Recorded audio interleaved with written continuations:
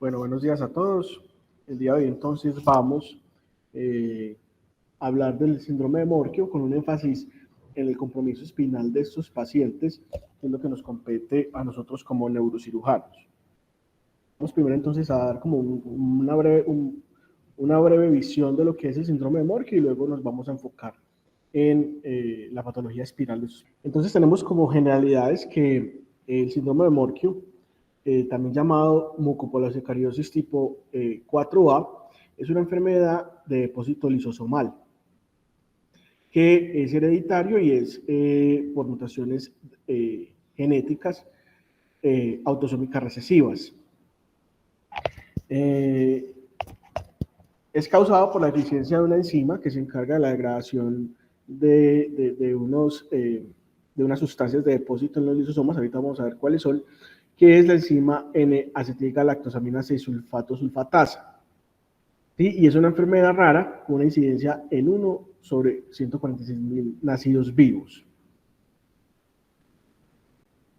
Entonces, desde el punto de vista fisiopatológico, tenemos que estos pacientes con esta enfermedad de depósito lisosomal tienen la deficiencia de la enzima que les acabo de mencionar, que esas son las siglas en inglés. Esa deficiencia de esa enzima lleva a la acumulación de glucosaminoglucanos en la matriz extracelular de diferentes tejidos del cuerpo, entre ellos lo que es el cartílago, ¿sí? Con lo cual, pues, vamos a ver más adelante que de ahí se derivan todos los trastornos esqueléticos de esos pacientes y, en consecuencia, los trastornos espinales. ¿Cuáles son los dos glucosaminoglucanos que se acumulan en los pacientes con mucopolisacaridosis tipo 4A o síndrome de Morquio? Es el condroitin 6-sulfato y la queratin sulfato. La acumulación de estos glucosaminoglucanos entonces lleva a displasias esqueléticas, o sea, alteraciones en el desarrollo esquelético, compromiso de la vía aérea, principalmente por hipertrofia o alteración de la matriz extracelular de toda la parte de la laringe, la faringe y la tráquea, anormalidades cardíacas, principalmente dadas por alteraciones valvulares, compromiso visual, principalmente por opacidad de la córnea, compromiso otológico, anormalidades dentarias y compromiso hepatoesplénico. Mire que es un grupo muy grande de complicaciones que tienen esos pacientes. Y de entrada, entonces les digo que dado que tiene tantas comorbilidades, este tipo de pacientes tienen que estudiar de forma multidisciplinaria. Esta tabla que les traigo acá es simplemente para mostrarles el contexto grande de lo que estamos hablando. Entonces, actualmente existen aproximadamente 10 tipos de mucopolisacaridosis, desde la 1 hasta la 9 y esta última. ¿Sí? La 1 es el síndrome de Horler, la 2 es el síndrome de Hunter, la 3 el síndrome de Sanfilippo y la 4 que nos corresponde es el síndrome de Morquio. Como les había mencionado, hay dos tipos de glucosaminoglucanos acumulados en el síndrome de Morquio y dependiendo la presencia, la acumulación de estos o no, se va a subdividir en subtipo A y subtipo B. La subtipo A tiene la acumulación de los dos tipos que les mencioné, mientras que la subtipo B solamente tiene la acumulación de la queratinsulfato. También dependiendo pues como de la penetrancia, de la alteración genética, ¿sí? Y de toda la parte epigenética que siempre confluye en los pacientes con alteraciones de este tipo, va también a ser el espectro clínico de estos pacientes y la cantidad de alteraciones que presenten. Entonces, cuando hablamos de los pacientes de síndrome de Morquio, ¿cierto? Hablamos de pacientes que tienen unas características fenotípicas particulares. Entonces, estos pacientes, esto es una imagen que les traigo simplemente para mostrar lo siguiente. Estos pacientes se caracterizan porque tienen una talla baja, tienen algunas alteraciones muy llamativas a nivel de las articulaciones, tanto de miembros superiores como inferiores, ¿cierto? Y una configuración del rostro particular. Ese es como el fenotipo característico de los pacientes con síndrome de Morquio, pero también, como les había dicho, dependiendo de la penetrancia de alteración genética que ellos tengan y de la enfermedad como tal, pueden haber pacientes con síndrome de Morquio que no tengan la característica típica de talla baja y alteraciones articulares, sino que pueden haber también pacientes adultos con talla normal con algunas afectaciones particulares, ¿sí? No en todos los, a veces solamente compromiso esquelético, a veces solamente compromiso cardiorrespiratorio, pero no toda la característica fenotípica pues, de estos pacientes. Sin embargo, pues la gran mayoría se van a presentar con esas características que les había mencionado. Digamos que esto es simplemente un repaso muy grande de lo que nos podemos encontrar con esos pacientes. Entonces, por el compromiso de las vías respiratorias, pueden debutar con infecciones respiratorias a repetición, aproximadamente un 20%, un 28% presentan cuello corto, un 89%, miren que es la gran mayoría, presentan baja estatura, un 64% pueden presentar coxa-valga, un 85% lleno valgo, esto es muy característico, un 70% van a presentar alteración de la marcha, un 67% van a presentar hipermovilidad, un 70% pueden presentar alteraciones espinales, dentro de ellas la inestabilidad C1, C2 y la cifoescoliosis, un 63% un pectus carinatum y aproximadamente un 50% pueden presentar opacidad corneal. Ese es como el fenotipo típico de estos pacientes. Lo otro es que, como vamos a ver más adelante, cuando normalmente esos pacientes les llega a los pediatras, ¿cierto? La sospecha del síndrome de Morque no solamente se da por el fenotipo que se ve clínicamente, sino que cuando empiezan a hacerle todos los exámenes paraclínicos e imágenes a estos pacientes, empiezan a ver alteraciones que hacen sospechar de que el paciente tenga el síndrome de Morquio, ¿cierto? Puede presentar un tórax carinatum, como vemos aquí en la placa de tórax, una displasia de cadera, el valgo a nivel de las rodillas, alteración dentaria, y como vemos aquí en esta fibrolaringo, nódulos múltiples a nivel de la vía aérea que generan problemas de obstrucción y de apnea.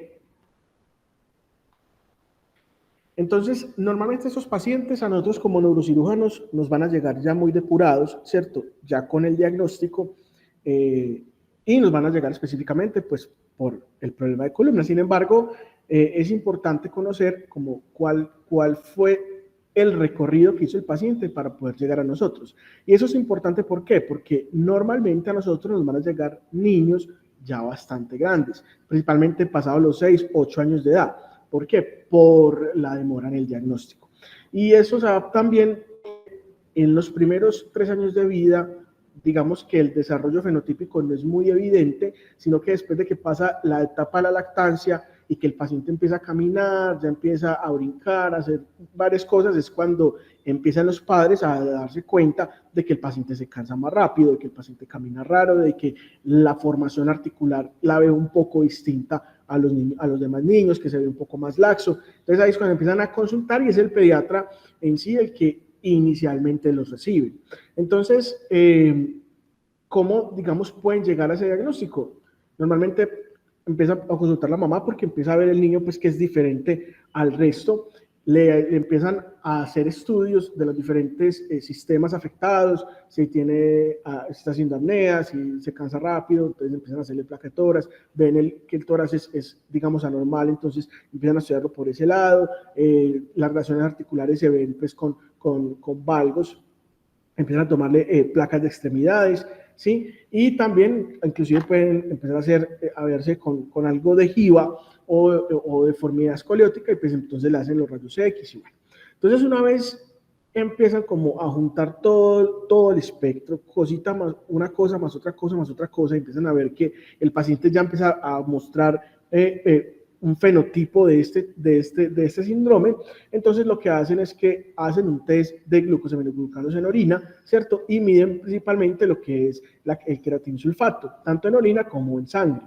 Si los niveles son normales, entonces se pensará en otro tipo de displasias esqueléticas o en otra cosa, pero si están elevados, el paso a seguir es hacer un test de enzima, ¿sí? Si realmente la enzima está funcionando o no.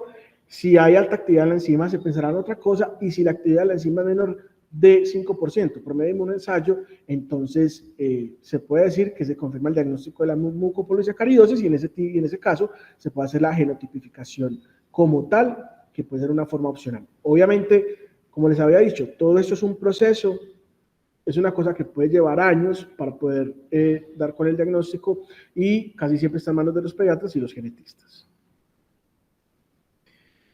Y entre las opciones de manejo médico actualmente para el síndrome de Morquio, simplemente les quería contar que actualmente existe la enzima recombinante humana que se ha aplicado pues como reemplazo a la deficiencia enzimática que tienen esos pacientes, se llama elosulfasa alfa, ¿sí? También existe el trasplante de células madre hematopoyéticas, la terapia de reducción de sustrato, es decir, la terapia de reducción de sustrato de los glucosaminoglucanos, que se llama ginisteína, ¿sí?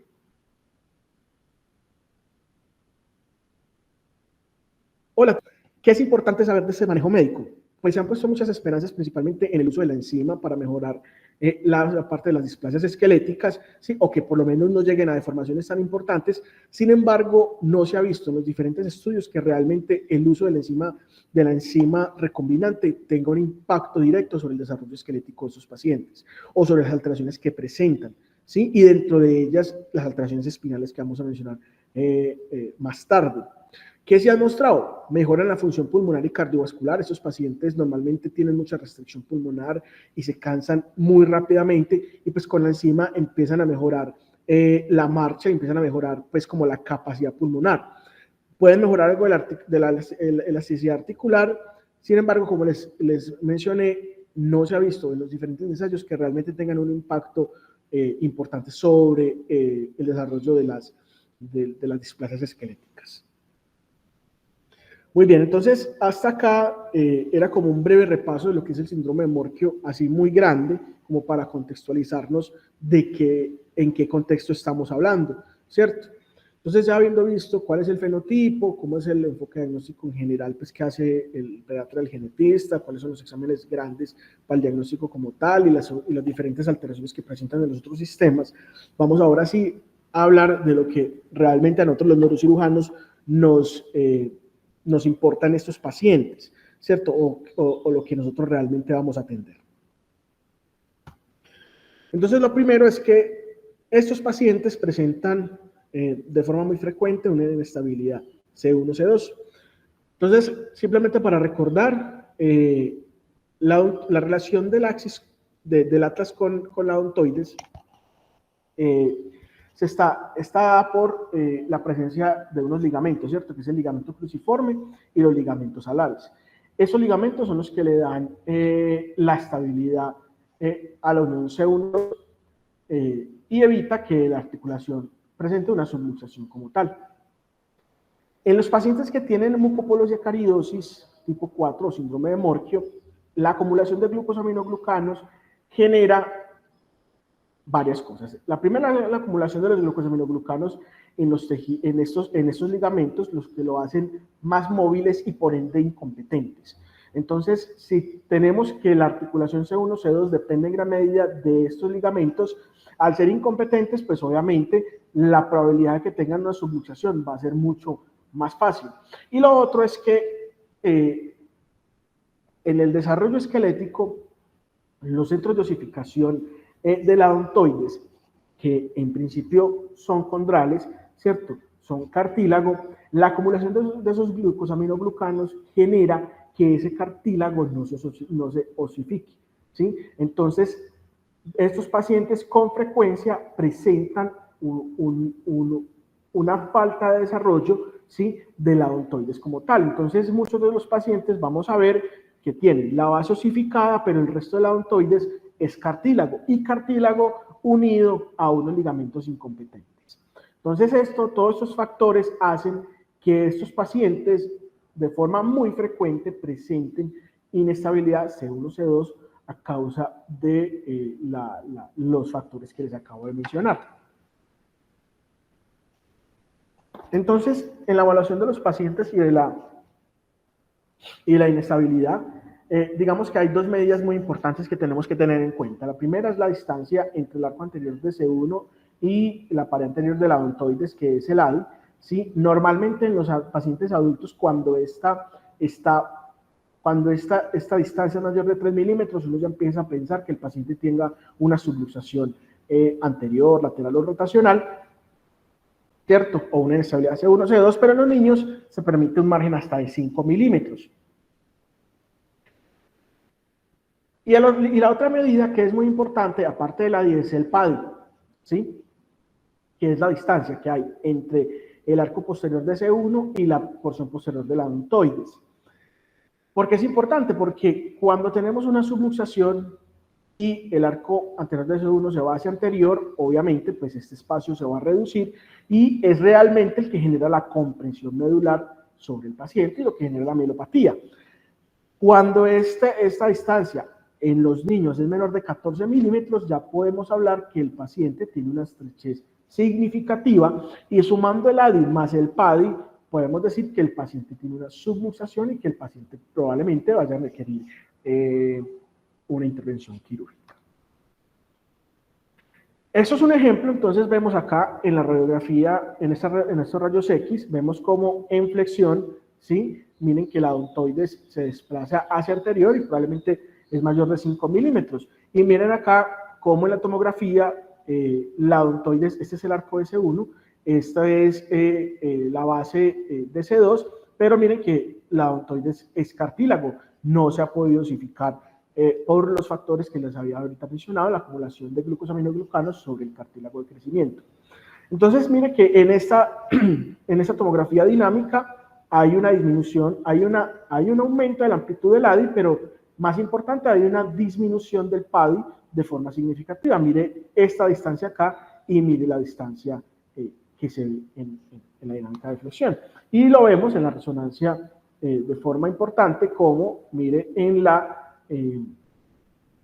el corte sagital neutro, pues no se ve estrecho, pero cuando hacemos la dinámica, sí se va a ver que de forma importante, pues ya hay una estenosis del cordón medular.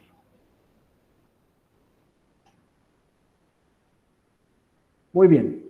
Entonces, para el manejo de estos pacientes, digamos que hace algún tiempo, estamos hablando por allá de los años 90, donde se empezó a hacer el manejo de esos pacientes de forma pues como más frecuente, es que inicialmente a casi todos les hacían fijación occipito-cervical y descompresión C1, C2.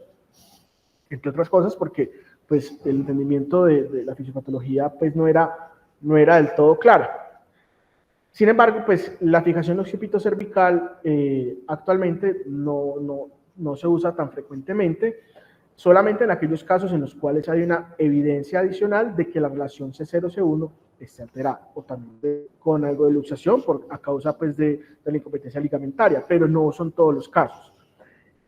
Y lo que se ha visto es que con la fijación C1, C2 es suficiente para estabilizar a estos pacientes y evitar pues, que el paciente quede sin la posibilidad de hacer una flexoextensión de la cabeza, cosa que todos sabemos que cuando hacemos una fijación occipito-cervical, pues es una cirugía que es bastante limitante para los pacientes.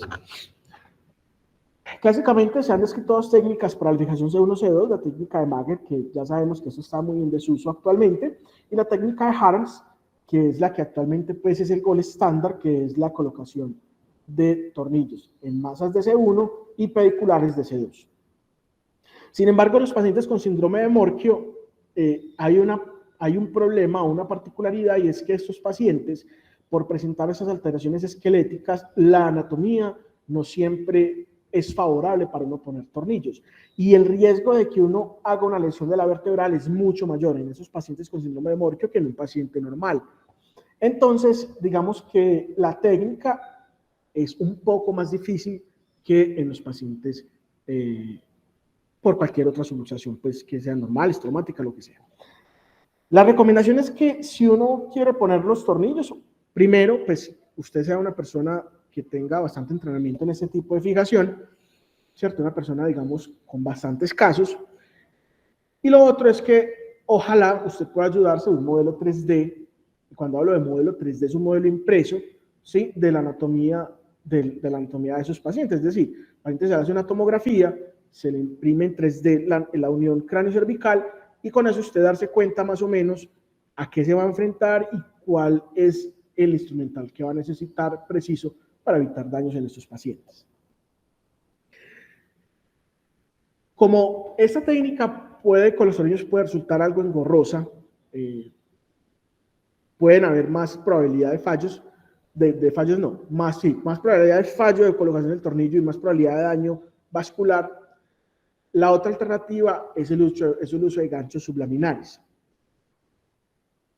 Obviamente, cuando uno pone unos ganchos sublaminares, pues es más fácil, ¿cierto?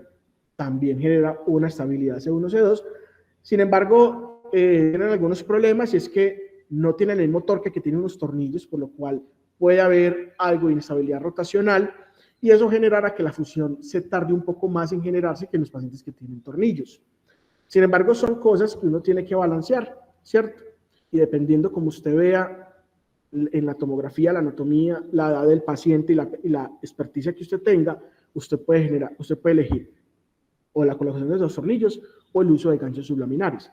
No es pecado el uno o el otro, sino que va a depender de su experticia, de la edad del paciente, de la anatomía del paciente, ¿sí? Y obviamente, pues, como lo que usted quiera, de lo que usted quiera hacer, ¿cierto? Pero entonces, en resumidas cuentas, actualmente es esta la técnica preferida para el manejo de este tipo de subluxación C1, C2, que es la técnica de Harris. Esto es un ejemplo. Aquí vemos entonces una odontoides que está hipoplásica. Vemos el arco de C1. Vemos claramente una estenosis. Aquí una disminución importante del PADI, ¿sí? Y un foco de estenosis y mielopatía en la resonancia. El paciente se llevó a una colocación de tornillos C1, C2, ¿sí? Masas de C1 y pedículo de C2, y pues con eso se logró una adecuada reducción de la luxación y no hubo necesidad de descompresión. Eso es otra cosa. Anteriormente, una de las opciones que ellos tenían era, como esto aquí en la resonancia se veía que tenía una estenosis del arco posterior de C2, hacían laminectomía o retiraban el arco de C2, ¿sí? Y lo dejaban así, no lo artrodesaban, pues no lo fijaban con tornillo ni con nada, sino que hacían descompresión. Esto era un error del cual aprendieron, y es que cuando hacían laminectomía o cuando quitaban el arco de C2 sin fijar, esos pacientes quedaban más inestables aún, y muchos de esos pacientes morían de forma súbita por la luxación completa de esta articulación. Entonces es una cosa pues que está reportado en la literatura, pero que obviamente por razones no se hace, por obvias razones no se hace. Como sabemos que es una inestabilidad por luxación y que es una inestabilidad que es dinámica, ¿sí? Actualmente es poco frecuente que uno tenga que descomprimir los pacientes, es decir, uno los fija, los reduce la luxación, lo pone en posición anatómica y con eso es suficiente porque recupera el espacio espinal, sin necesidad de hacer descompresión. Entonces, esto es un esquema como para resumir el enfoque de los pacientes con inestabilidad C1, C2. Lo primero es que entonces nos llega el paciente con el síndrome de Morquio, casi siempre nos puede llegar con una radiografía hecha. Lo primero que vamos a hacer es pedirle unas imágenes dinámicas. La literatura dice que puede ser unos rayos X, ¿cierto? Que muchas veces en estos niños es difícil de interpretar. O podemos pedir una resonancia dinámica, ¿cierto? Que nos va a ofrecer mucha más información acerca del proceso de estenosis o no del canal medular. Y esto es importantísimo porque dependiendo de eso es que vamos a tomar la decisión si el paciente se interviene o no. Si en la resonancia dinámica es negativa, es decir, no hay estenosis y el paciente no tiene síntomas y clínicamente está bien, simplemente hacemos un seguimiento que ahorita más adelante vamos a ver cómo se hace el seguimiento de esos pacientes. Pero si el paciente, a pesar de que en la resonancia no se muestre un compromiso importante, ¿sí? Pero el paciente tiene signos de que desde el punto de vista mielopático está comprometido, es decir, tiene síntomas piramidales, este paciente sí se beneficia de, primero, buscarle extender el estudio a toda la columna, ¿sí? O hacer un seguimiento nuevamente con resonancia en 3 meses. Ahora, si en la resonancia o en las dinámicas vemos que el paciente definitivamente sí tiene estenosis y sí tiene inestabilidad C1, C2, entonces el paciente debe de llevarse a cirugía.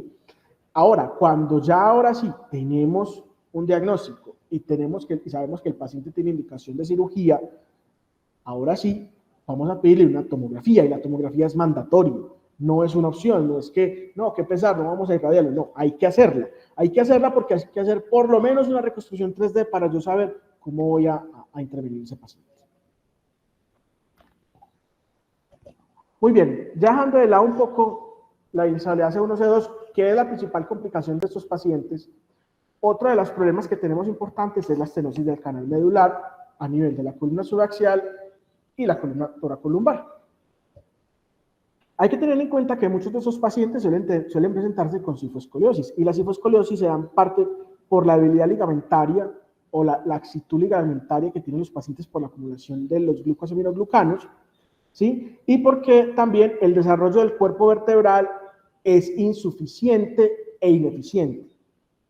Insuficiente porque en los platillos terminales del cuerpo vertebral, como son centros de osificación, se acumulan estos glucosaminoglucanos y no alcanzan una altura adecuada. Y este desarrollo que es incompleto lleva a que el cuerpo sea deficiente para la carga axial de la columna. Entonces, muchos de esos pacientes vamos a ver que tienen deformidad en cifosis, ¿sí? Esta deformidad en cifosis, asociada al hecho de que estos pacientes suelen presentar engrosamiento del ligamento amarillo y el ligamento longitudinal posterior y engrosamiento del anillo del disco vertebral, suelen hacer estenosis en diferentes partes de la columna, principalmente en la unión cérvico-dorsal, principalmente aquí por la deformidad en cifosis y por la hipertrofia del ligamento longitudinal posterior y el anillo fibroso del disco, o a nivel de la unión toracolumbar, por lo que mencioné, más la hipertrofia del ligamento amarillo.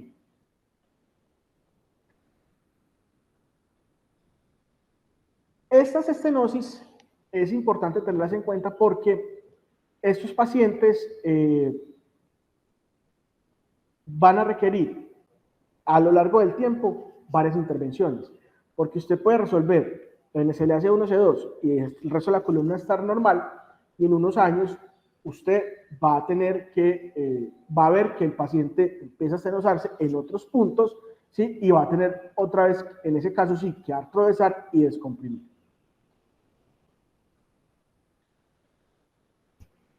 Sin embargo, aquí es muy importante tener en cuenta lo siguiente. Como vamos a tener que hacer diferentes cirugías o el siguiente va a requerir diferentes cirugías, hay que estar muy seguros que la estenosis que tiene el paciente sí sea significativa y sí en ese caso sea la causa de la alteración del paciente. Me explico. Estos pacientes pueden tener trastorno de la marcha no solamente por una mielopatía, ¿sí? Sino también por problemas articulares y de la cadencia propia del paciente. Entonces hay que estar muy seguros de que la estenosis que tenga el paciente si realmente esté causando los síntomas o la molestia que el paciente está refiriendo. Por eso es importante que estos pacientes, para tomar una decisión, usted esté en un grupo multidisciplinario, ¿sí? En una especie de staff institucional en donde usted diga, vamos a evaluar el paciente en conjunto con las otras especialidades, con ortopedia principalmente, para determinar que la estenosis que yo estoy viendo es la causa de que el paciente esté con la alteración que me está refiriendo el padre o el mismo paciente. Esto es muy importante. Y es muy importante por lo siguiente. Como vamos a ver más adelante, estos pacientes, por la incompetencia estructural que tienen del hueso, ¿sí? por el poco desarrollo de los cuerpos vertebrales y de las estructuras de osificación, estos pacientes, cuando usted los va a llevar a descompresión, siempre necesitan instrumentaciones largas, ¿sí? Por lo menos dos niveles arriba, 2 niveles abajo de donde está estenosado. ¿Por qué? Porque una instrumentación corta, dada la mala calidad del hueso, bota el instrumental fácilmente. Y lo otro es que estos pacientes, además de que tienen poco desarrollo del hueso, tienen osteoporosis. Entonces, estos pacientes, un principio es que usted siempre que los va a descomprimir y los va a instrumentar, la instrumentación tiene que ser larga. Pero eso lleva a otro problema también, y es que muchos de los pacientes, o la gran mayoría, usted los instrumenta, los descomprime, los instrumenta, y al paso de 5 o 6 años el paciente tiene una degeneración a nivel de la unión inferior donde hizo la artrodesis, es decir, tiene un segmento adyacente por debajo donde usted hizo la artrodesis. Entonces esos pacientes empiezan a entrar en una secuencia, en una escala donde usted empieza a artrodesar, empieza arriba, y a medida que se va degenerando la porción inferior de donde hizo la artrodesis, tiene que extender instrumentación. Entonces, en esos pacientes muchas veces aplica que usted empieza en C0, C1, C2 y termina en el sacro, ¿sí?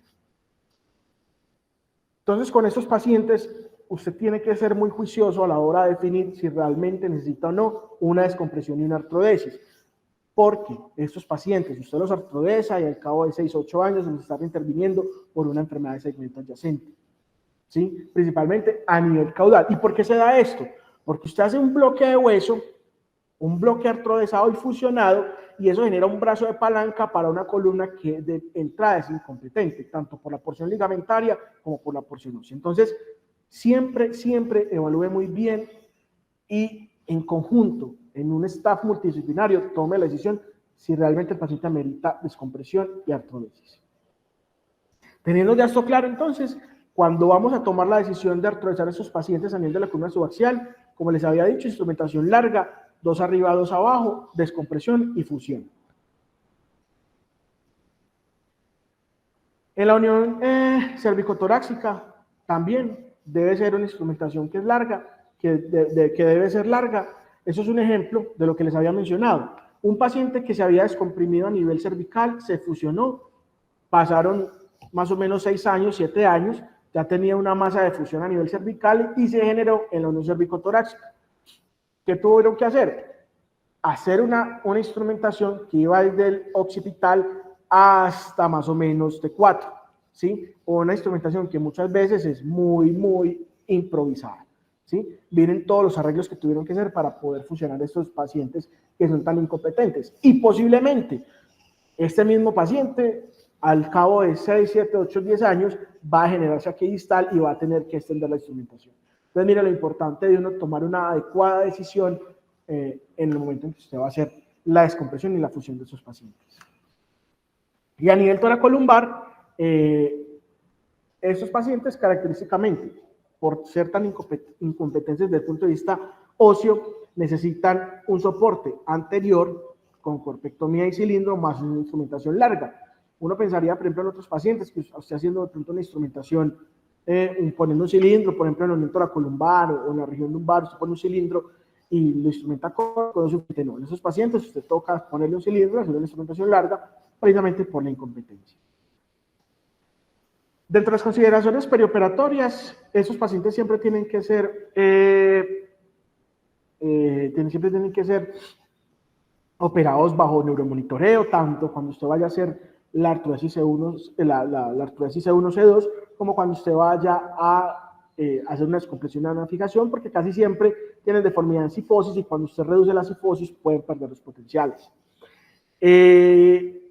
Pacientes mayores de 8 años es preferible por la dificultad de la vía aérea, la intubación en paciente despierto y siempre usar un equipo de vía aérea difícil, precisamente por la inestabilidad C1, C2, pero aquellos pacientes que son menores de 8 años, pues ni modo, toca hacerlos bajo anestesia.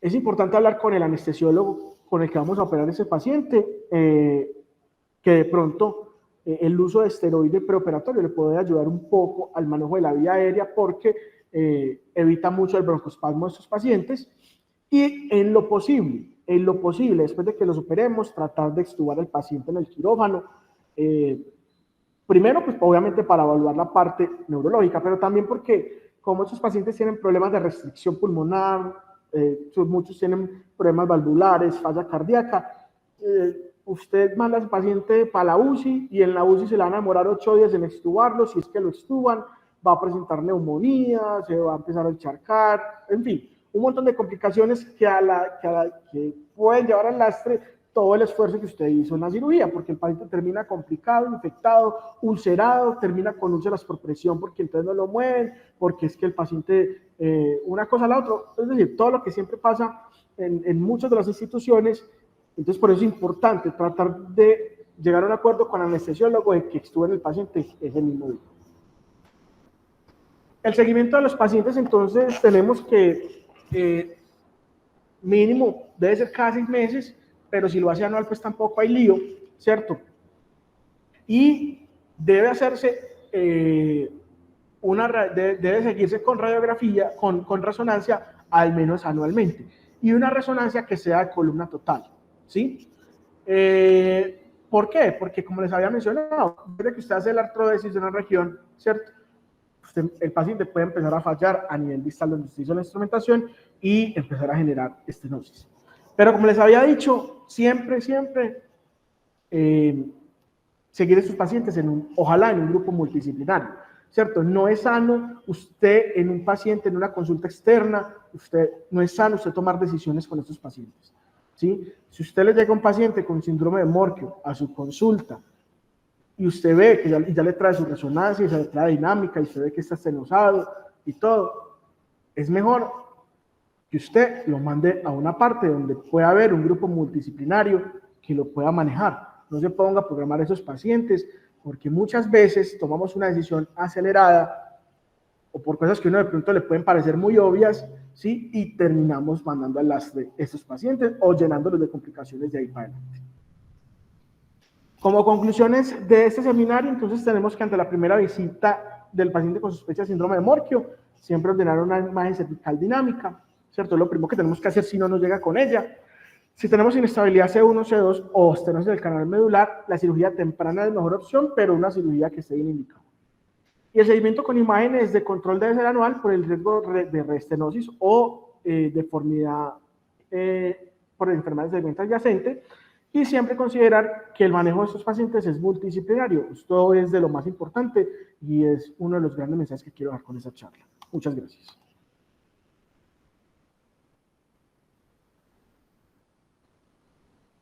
Joan, excelente, muchísimas gracias. Qué revisión tan buena. Pues hombre, yo no tengo no tengo nada que opinar. Adelante, Eduardo. ¿Tienen algún paciente con esto? ¿Qué? No, actualmente no, profe. Un tema que escogimos así porque yo no conocía mucho del tema, entonces quise pues como revisarlo. Joan, ¿en qué se diferencia un morquio de una acondroplasia? El acondroplásico es el enano de verdadero, ¿no es cierto? Sí, señor, el acondroplásico es el enano verdadero. Lo que pasa es que en estos pacientes los acondroplásicos no tienen las displasias esqueléticas que tienen los pacientes con síndrome de Morquio, ¿cierto? Los acondroplásicos, o sea, los enanos de circo, pues tienen el hueso normal, solo que es cortico. ¿O estoy equivocado? Lo que pasa es que, por ejemplo, los acondroplásicos pues no tienen, por ejemplo, la osteoporosis que tienen esos pacientes, ni las alteraciones morfológicas que pueden tener los pacientes con síndrome de Morquio, profe. ¿Y esto es distinto de la osteogénesis imperfecta, los niños de cristal, o esto es lo mismo? Profe, pues ahí sí no te sabría decir, pero yo pensaría que pues que es una cosa completamente diferente, pero no te sabría decir la verdad. Listo, pero estos se quiebran también muy fácil, ¿o no? Por la osteoporosis. Sí, señor, tienen osteoporosis severa. Listo, no, yo no tengo preguntas, Joan, muy buena la revisión. Muchas gracias. Con mucho gusto. Hola, buenos días. Joan, se nota que te gusta mucho la columna, muy buena la revisión, me gustó mucho, muy buena. En cuanto al Morquio, ¿sí me escuchan? Sí, señor. Claro que bueno, sí. En cuanto al Morquio, creo que realmente nos falta mucho por aprender para llegar como al punto de control. Entonces tenía como varios puntos a tener en cuenta. En cuanto a la parte del diagnóstico, como bien dijiste, estos pacientes en lo normal se demoran en llegar más o menos 3-4 años que estén haciendo los cambios fenotípicos. Pero últimamente está pasando que en el transcurso del primer año las familias empiezan a consultar y la razón en que lo remite el pediatra es que lo veo feíto y se lo manda al genetista. El genetista hace su estudio y generalmente lo están descubriendo un poco más temprano, más por, vuelvo y digo, el pediatra lo ve feíto. Entonces, como dice el genetista de acá, que dice, no me lo mandan porque se ve feíto. Entonces, él les hace el diagnóstico bastante temprano, entonces podemos actuar antes de que hagan muchos cambios esqueléticos.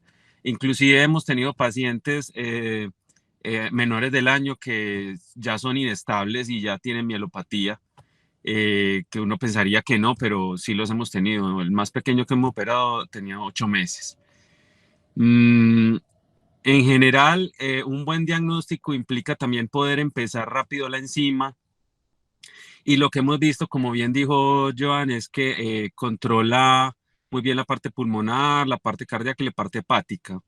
En cuanto a la deformidad esquelética, lo que se ha visto no es que lo frene o lo mejore, sino que retarda la progresión. La progresión de la deformidad esquelética se hace más lenta, la debilidad de los ligamentos se hace también más lento, entonces tenemos niños sin tanto cambio óseo en el tiempo, con mayor grado de estabilidad en la prolongación de sus complicaciones. Entonces, si antes podíamos ver las complicaciones 4 o 5 años y a los 8 años estar muy imposibilitados por los cambios articulares, los cambios de ligamentarios, ahora los vamos a empezar a ver en la adolescencia, casi adultez, lo cual es bueno claramente para la enfermedad, pero igual no hemos logrado curarla o resolverla con la enzima, ¿no es cierto? Que eso es lo que se creía desde el principio, que eso era la panacea, iban a curar la enfermedad y el paciente simplemente iba a ser un niño normal. Pero claramente no es eso, pero sí mejora mucho su calidad de vida en cuanto a sus complicaciones. Una vez pasado esta parte, la parte clínica del paciente y de su evolución con el tratamiento base, cuando nos llegan a nosotros, dependiendo de la edad, como bien dijo Joan, lo de la parte de deformidad esquelética y la inestabilidad ligamentaria, dependiendo de la edad podemos instrumentar o no instrumentar. Dentro de las instrumentaciones, lo que pasa es que como en el plan triángulo, aquí en el hospital tenemos tantos pacientes de los tres grandes grupos de las displasias esqueléticas, que son los MORC, los acondroplásicos y las displasias espondiloepificiarias.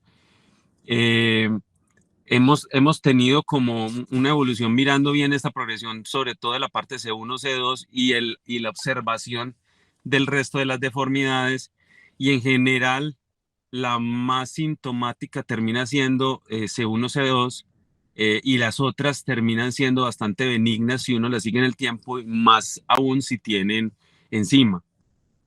Entonces, como nos tocaron pacientes tan pequeños, empezamos a hacer no la minectomía de C2, sino la minectomía de C1, que era la que más se movía que uno mira la resonancia, en la resonancia la dinámica, la que más se mueve realmente es el arco posterior de C1, que estenosa arriba más que C2. Entonces aplicamos la técnica que básicamente se puede hacer como con el Chiari y con los abordajes que hacemos de fosa posterior, que es simplemente quitar el arco posterior de C1 sin generar más inestabilidad, y los seguimos en el tiempo. ¿Qué pasó en el tiempo? Que básicamente el bloque queda tan liviano que no se mueve. O sea, los pacientes realmente no quedan inestables solo cuando uno quita el arco posterior de C1, resuelve uno el problema del paciente así pequeño y no ha necesitado instrumentación.